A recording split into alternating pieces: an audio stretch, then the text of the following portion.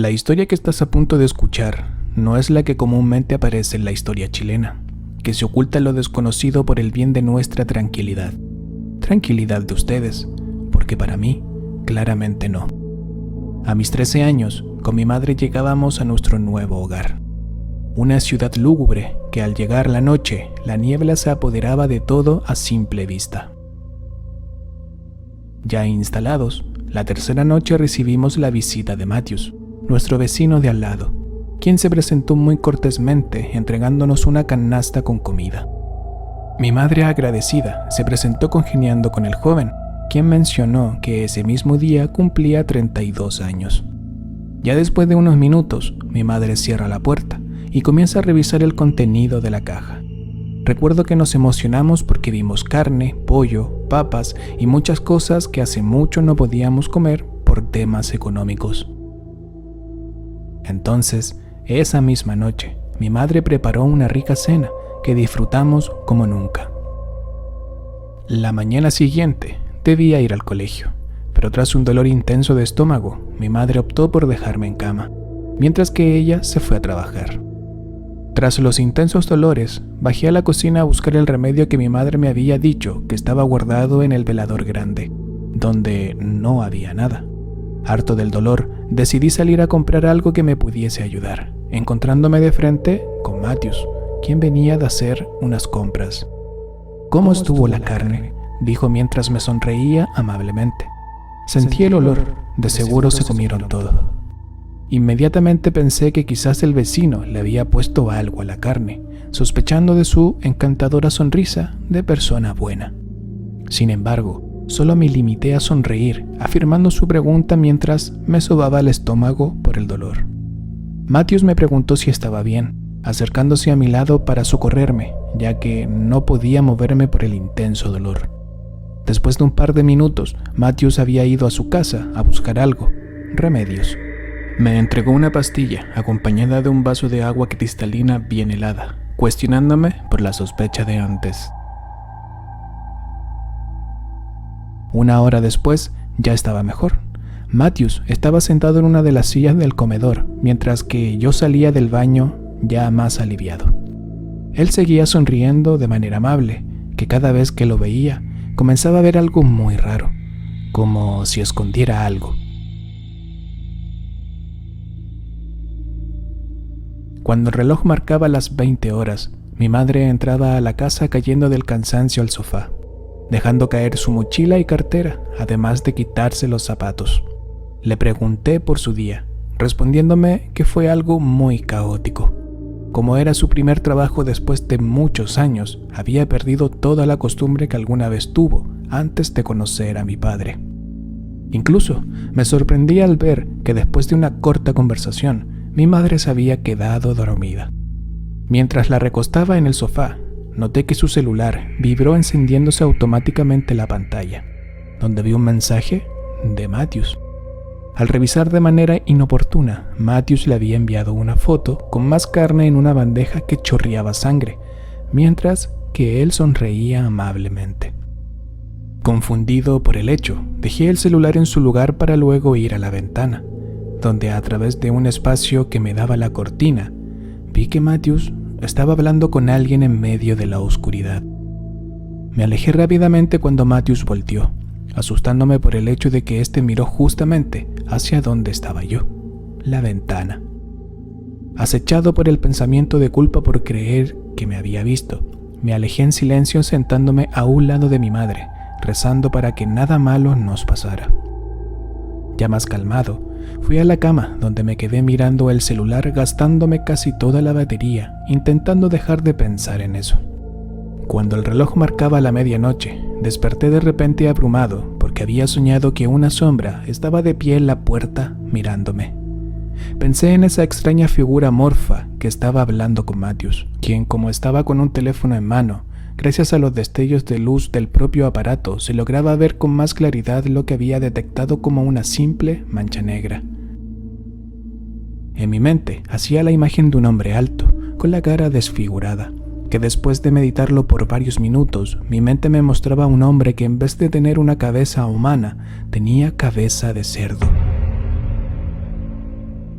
Por lo propio, me levanté de la cama seducido por la curiosidad, acercándome en silencio a la ventana de mi habitación, que casualmente también tenía un espacio entre el marco del ventanal y la cortina que me permitía ver hacia afuera, con vista hacia la entrada de mi casa.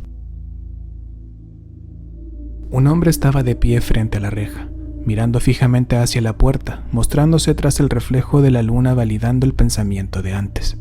Su cabeza era de un cerdo, de más o menos 2 metros de alto y robusto, vestido de ropa sumamente ancha, sumado a que en la parte frontal llevaba un delantal de carnicero con manchas de sangre.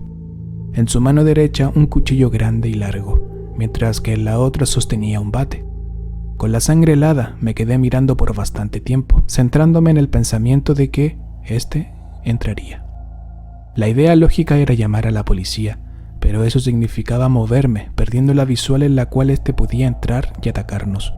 Sí, en mi mente hubieron miles de pensamientos envueltos en terror, que fueron interrumpidos por mi madre, quien entró con escándalo a la habitación solo para avisarme que se iría a la cama. Cuando me di cuenta, volví a mirar. La criatura ya no estaba. Al reaccionar, fui por mi celular, con el cual me ayudaría para alumbrar, aludiendo que si encendía las luces, eso llamaría la atención de aquel que nos acechaba. La siguiente noche fue normal, y así también una semana completa donde no ocurrió nada extraño.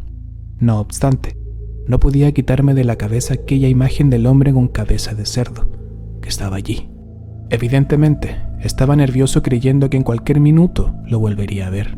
Asimismo, cada noche donde no ocurrió nada, me acercaba a la ventana para asegurarme que eso no estuviese atormentándonos. Aún así, no me sentía tranquilo.